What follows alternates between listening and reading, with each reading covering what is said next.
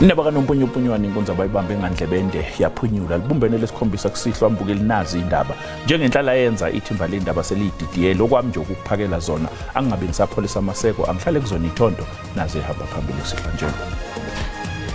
There may be reasons that the state may have to keep the accused or the applicant overnight. We state that that is a violation of her rights. Umrwadi Cholota owayumsizi wayondunankulu wesifundazwe iFree State eSmahashule uwaphike wonke amacala abekwe wona lamacala ahlobene nokukhishwa kwetsheboya njengoba kwakhishwa itenda engu255 wegidi zamarandi. Sikhuphuka neyinkinga zethu nezicelo zethu nokubonga kwethu nokuhluleka kwethu nako konke okwethu siyozethula kuJehova. Inkakha yomsakazi umethulwe inhlelo kanye nomsungulo omncintiswano wabaculi bokholo ama-Crown Gospel Awards uZanele Mbokazinkambule uchazwe njengomuntu obewumholi oqotho obeyimisela kwakwenzayo.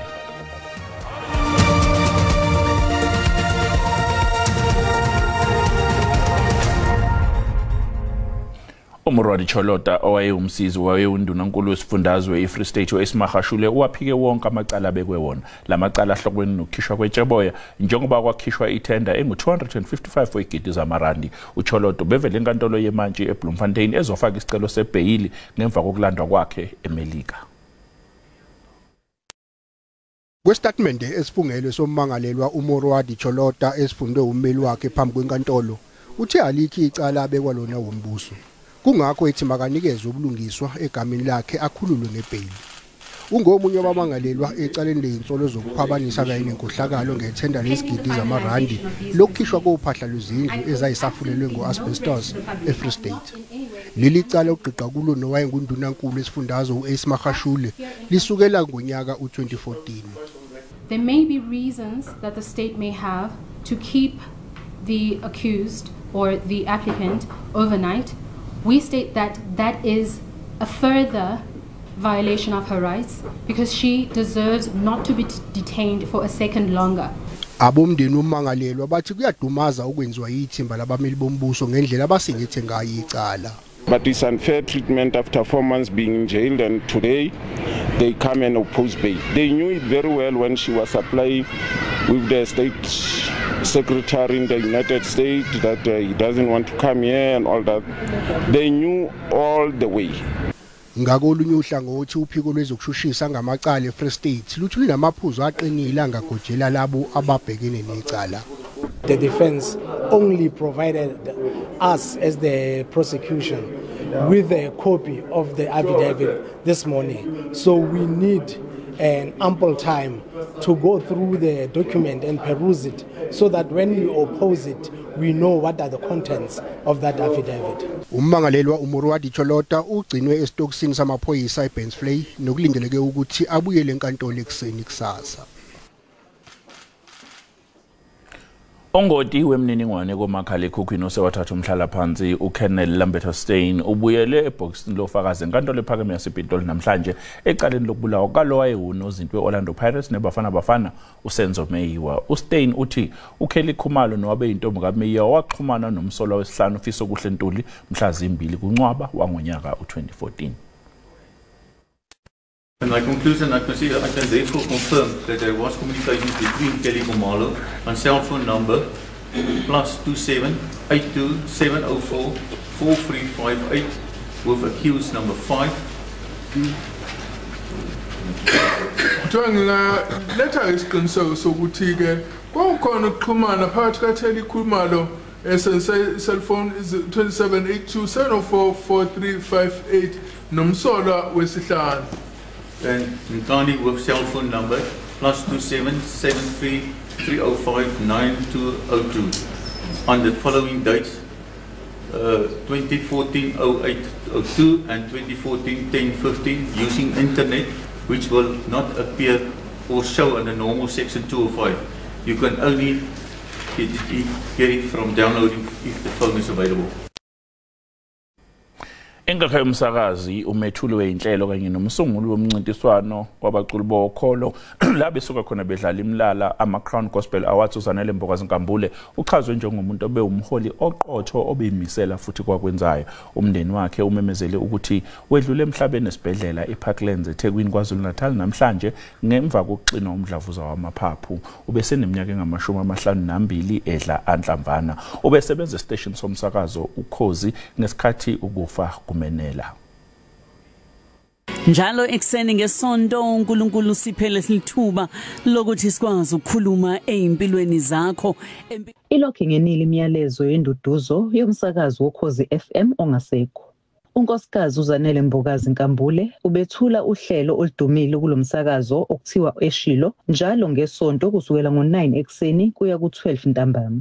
Wagula ngo-April, umndeni wakhe wase uveza ukuthi ubenesifo somdlavuza wamaphaphu. Umndeni wakhe uthi usashaqekile ngokudlula kwakhe emhlabeni. Sihleli nje manje siyabuka imisebenzi emihle ayenzile esijabulisayo kodwa ngapha futhi sizizwa siphansi kwengcindezi ngoba sizizwa silahlekele. Oza kwabo nabangani bakhe bancome igalelo lakhe ekuqhakambiseni ithalento lomculo wokholo kuleli ngama-Crown Gospel Awards. Bethi lokhu kuguqule izimpilo zabantu abaningi. uZanele unembono, uZanele usitshela yonke ukuthi bengingaphandle Khosini ngenibuka, sengiphumile sengibuyile ekhaya. Yizwani mina ukuthi nami ngiyayibona into enenzayo yinhle, asiqiniseni. Umphathi emsakazweni uKhozi FM unkosikazi uSibongi Ngcobo uthi uZanele ubeyinsika kubalaleli njengoba ekwazile ukushintsha izimpilo zabo ngohlelo lwakhe. Khumbula ubekwazi ukuthi abone ukuthi nakho kudingwa yilo muntu maseyazi ukuthi yena uzophendula kanjani. Yikho bebemthanda kakhulu ohlelweni lakhe eShilo. Besikhuphekele eShilo nje njalo ngesonto qala ngo9 ekseni kuze kuye u12. Ngiyacabanga ukuthi abalaleli bakhe ibona bazomkhumbula kakhulu ngoba bebembuka njengomuntu ophilisayo nomuntu owaziyo nje ukuthi akududuza uma ungazizwa kahle noma ungaphathekile kahle. Umtshalo uqinisekisile ukuthi ama-Crown Gospel Music Awards azoqhubeka ukuhlonipha umlando kaMbokazi. Ama-Crown Gospel Music Awards azoba seGoli ngasekupheleni konyaka. NginguNonhlakanipho Magwaza ezindabeni ze-SABC eThekwini. Ungqongqoshe wezogesi kanye nezamandla uDokotela Hosiyensu Ramogopa uthi umnyango wakhe usebenzisana nezinye inhlaka ngithinta amanani ogesi ukuze kwenziwe isiqiniseko sokuthi laba abawuthengayo abathwali kanzima. Ungqongqoshe wezogesi ubethuleza kamuva ithinta ezamandla kanye nogesi njengoba izwe liqhubeka nokungacinyela ugesi kwazise selwaba umlando uhlelo lokucisha konga ugesi. Sekuphele izinsuku eziyi138 lelizwe lingacinyelwa ugesi ngenhloso yokuwonga. Ungqongqoshe wezogesi uthi nakuba lokhu kutuseka kepha kunenkinga entsha yabantu abangakwazi ukuthenga ugesi ngenxa yokumba eqolo kwawo. Even in those areas where they don't experience load reduction, electricity is just unaffordable. It's gone through the roof. Over 400% increase in the past 10 years. It's unsustainable. That situation is untenable. We have to arrest that situation. uRamogopa uthi seziqalile izingxoxo zokubonisana phakathi kwale nkampani ephehla ugesi kanye nenhlangano yomasipala basekhaya ukuze kucutshungulwe intengo yogesi. The electricity pricing policy, what it must do, it must agitate communities to come on board so that they are able to share their lived experiences. So I don't expect someone from my rural village in Ramogopa, someone from an informal settlement in Kayamnandi to make a 30-page submission on what this is, but they must be listened to. Iphini likaNgqongqoshe wezogesi uSamantha Graham Murray uthi basaqhubeka nokusebenzisana neEskom kanye nomasipala ukuze kuphuthunyiswe ukufakwa kwamamitha ogesi. At this stage, Eskom had about 6.9 million meters that they needed to pre-code. The rollover for these meters is on the 24th of November this year. If those meters have not been pre-coded, they will not be able to operate. Yize kunenqubekela phambili eseyenziwe ezinyangeni ezidlule ukunqanda ukucinywa kogesi, uRamogopa uxwayisa ngokuthi izwe alikaphumi ogibeni. Sisathi qoyitolo kanti manje sibuya mbukeli sizokuphathela udaba olutheni. Siyacabanga ukuthi munye kulabashayeli be overtake kungamelanga ukuthi overtake. Sekushone abantu abathathu ngesikhathi kushayisana itekisi ebithwele abafundi besikole yiveni kanye neloli emgwaqeni kaNyamazane phakathi kweKharimo neMbombela.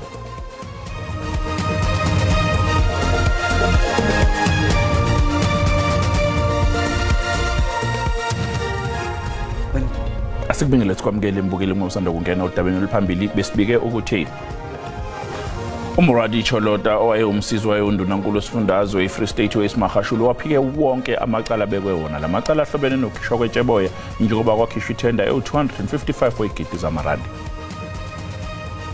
Mbukela sikhumbuzo ukuthi lezi ndaba ikhona ku YouTube na ku SABC Plus ngena kuzo uyicinga amagama athi SABC izindaba na kanjani uzoyithola njengoba zinjalo.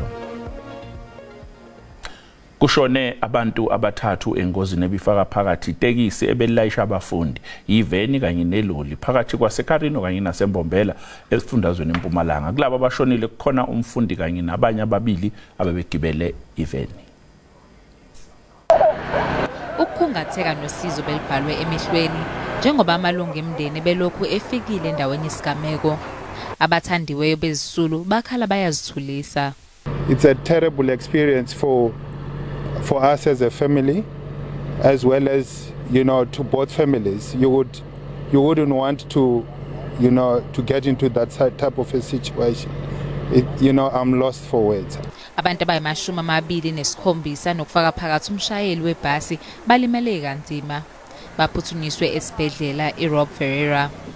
Umnyango wezokuphepha kwemphakathi esifundazweni ukhathazekile. Siyacela labanikete umsebenzi wokuthwala abantwana ukuthi ngaso sonke isikhathi abashayele ngokukhulu ukucophelela ngaphandle kokuthi sipreempt ukuthi imiphumela le investigation etawuba yini, but siyacabanga ukuthi munye kulabashayeli be overtake kungamelanga ukuthi overtake. Omunye wabafike kuqala endaweni yesigameko utshela abendaba zeSABC ukuthi yini ayibone yenzeka. At the moment it's all just speculation, but from looking at the damage to the vehicles, there was definitely a head-on collision involved.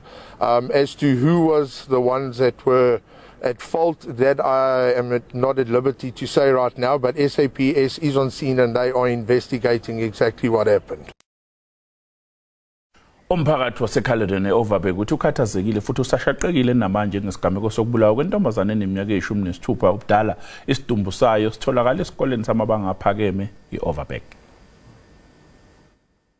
Kutholakala isidumbu somfundi kaGrade 10 esikoleni iOverberg High School kanti isicubu zomzimba sitholakala endlini yokugcina izimpahla kuso. Kutholakala isidumbu somfundi kaGrade 10 esikoleni iOverberg High School kanti izicubu zomzimba sitholakala endlini yokugcina izimpahla kuso lesikole. A search party was established by Caledon Police. The search party later found the body of a girl in a storeroom on the school premises. She was declared deceased by medical personnel on the scene. Umnyango wezemfundo Western Cape uthuzosisekela isikole. Our departments, psychologists and social workers are working with other organizations to provide counseling support to learners and the broader community. Amalungu omphakathi akhathazeke kakhulu ngokuphepha kwezingane zawo. My concern is currently the safety of our children. Is our children safe at school? And for me it's like you go from your home where you are the safest, go to school where you're also supposed to be safe. So for me, safety is first priority now. Amaphoyisa acela noma ngabe ubani ongaba nolwazi ukuba athinte amaphoyisa aseduzane. Umnyango wezempilo esifundazweni Eastern Cape uthi kuzojujwa ithimba lezisebenzi zomnyango evele ehhovisi likazwelonke ukuze lizokwenza uphenyo olunzulu ngeindawo zamakhaza egcina laba bangasekho eNew Brighton naseGqeberha. Isenzo esothusayo nesingaqhelekanga njengoko lomzi ugcina izidumbu ugcine izidumbu kususela ngonyaka ka2022 kodwa ngokwencwadi kweliziko lemizimba ibhaliswe njengokuba yakhutshwa. Umanyano lwabasebenzi inehawu imemelela ukuba kwenziwe uphando kulenyewe. Thina sinehawu sibiza okokuba i-Human Rights Commission, even the public health, the public protector to come and oversee okokuba ku-investigate okokuba kwenzeka ntoni kahle kahle apha. Ukunqongophala kwabasebenzi kwaye noxinzelelo kweliziko kubangele ukuba intsapho zinikwe izidumbu ezingezizo. Abancwabi bathi akulandelwanga mgaqo kulomba. Ngokomthetho ke msasazi akukwazi uvela uthathela phepha ushiya umzimba. Ithi londo kubantu abashiyeke apha bayi13 ekuthobane 2 years bengakangcwatywa. Umncwabi lowo wafika wasayina kwiregister wathi ndiyawuthatha lo mzimba, wathi ndinike esitsho kulomntu umncedayo walapha, ndinike le document kuthiwa iBI 1663 wayifumana akazi uzothatha umzimba. Ukanti isebe lezempilo lithi lo mba unikwa uphando olungxamisekileyo. Sizalindela lo process esilindele ukuba sizathi sikhalazo sigqibe kwangokwenzela sizobona ukuthi xa sisiya phambili ke ngoku sizothatha amanyathelo waphi and sizawuthi sikwazi ubona uba kwenzeke ntoni kanye. Imizi yokugcina izidumbu nephantsi kolawulo lukarhulumente ijongene nemingeni eliqela ukuquka ukugcwala kwemikhenkce yokugcina izidumbu nococeko kulamaziko. Kwindaba ze-SABC ndikulwando nomoyi ndiseGqeberha. Umnyango wezokuthuthukiswa komnotho esifundazweni Eastern Cape unikezele ngezithuthuthu ezibiza isamba semali 250,000 wamarandi entsheni engasebenzi khona eGqeberha. Lolu uhlelo oluqhubekayo lokuthuthukisa amabhizinisi endaweni. Olu ibilungenelelo lokuphelisa inhlupheko nentswelangqesho ezilokishini. Ngama-50 abantu abatsha baseGqeberha abathe bancediswa ukufumana ilayisensi yokuqhuba bakwaxhotyiswe nangezakhono zokulawula amashishini. Namhlanje kunikezelwe ngezithuthuthu kubaxhamli bokuqala abali10. Thina waye-rural province, so funeka sikhulise uphuhliso ezilalini, sikhulise uphuhliso ezilokishini. Omnye wabaxhamli uLisolomzi Teyise uthi oku kuza kutshintsha ubomi bakhe. Now I fully understand ba motorbike industry yamanjani, and I can even ndingafundisa nabam ba yamanjani, especially kule location hlala kuye wona. Eliphulo lijolise kulutsha olusuka kumakhaya angathathi intweni. Siyazi ukuthi abaninzi bakuthi abakwazi ukuqhuba izikuta, then for ukasi delivery ukuza kwazi ukukhula sathatha isigqibo sento yento ethi masizitrain lo driver bethu because abaninzi ngabaphambukela bakwazi ukuqhuba izikuta. Even on your big brands ze delivery you would find that ngabaphambukeli abaqhubayo khona izikuta. Elisebe liza kuqhubeka linikezele ngezithuthuthu kwaye liqhubeke nokubeka iliso kwiinkonzo eziza kunikezelwa ngabaxhamli. Libambisene nequmrhu lophuhliso lwaseMpuma Koloni i-ECDC kunye nearhente yophuhliso lwamashishini asakhulayo iSEDA ukuqinisekisa ukuba aba baqhubi bezizithuthi basebenza ngokuyimpumelelo kwaye bayakhula kweli shishini. Kwiindaba ze-SABC ndingunandi Phaplatyi eGqeberha. Mhlahlo wesimo sezulu uyalandela emva kwekhefu nomkhushulwa wakwamsiba.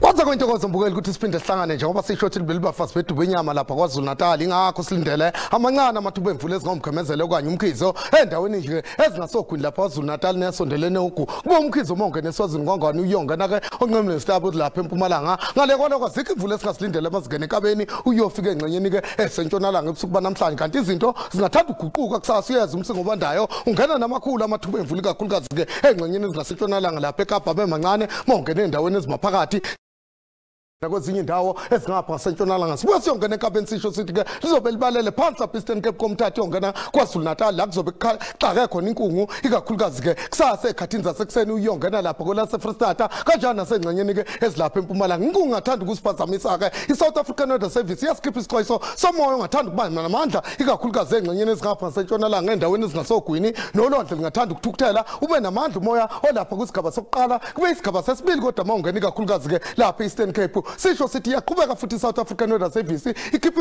isimo sezulu esingathanda ukubhebhethisa umlilo engxenyeni ezilapha eNorthern Cape uyongena maphakathi lapha Eastern Cape siyofika lapha eduze kwentaba zokhahlamba ikakhulukazi lapha kwaZulu Natal ngisho ngithi amazinga aphansi ebusuku banamhlanje kufika kusempondo zankomo kuyabanda nje kuzo zonke indawo ezenkabeni nokho endaweni ezingasogwini akufani kanjalo nasentshonalanga kuyabanda kakhulu lapha kuSutherland ebusuku banamhlanje kufika kusasa ngophoma enhlavelanga kuyabanda ngapha entshonalanga phambi komsingobandayo kuthi ukushisa kancane mongena lapha ko-Upington ngisho ngithi ke mongena phansi lapha Eastern Cape ngathanda nje ukushisa ikakhulukazi engxenyeni Eastern Cape uyongena lapha eMthatha kanjalo nasengxenyeni ezilapha kwaZulu Natal lifudumale ngamandla uyongena eGauteng libe phakathi nje liye ngokufudumala mongena eMpumalanga ngivumele ngisho ukugcwala umlomo ukuthi ke ngiyayithatha into obusuku obuhle.